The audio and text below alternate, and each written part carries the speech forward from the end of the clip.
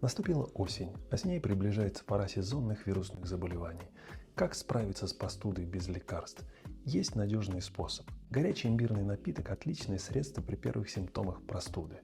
Если вы почувствовали первые признаки простуды, озноб, недомогание, приготовьте имбирный напиток. Порежьте тонкими ломтиками небольшое количество имбиря, добавьте пару ломтиков лимона и залейте кипятком. Как только напиток немного остынет, добавьте пару чайных ложек меда. Принимайте имбирный напиток в горячем виде 3-4 раза в день. Это поможет гораздо быстрее справиться с простудой. Имбирь обладает жаропонижающим, патагонным, болеутоляющим и антисептическим действием. Не рекомендуется принимать имбирный напиток при проблемах желудка, гастрите или язвенной болезни. Для профилактики можно пить горячий имбирный чай. Заварите черный или зеленый чай, добавьте несколько ломтиков имбиря.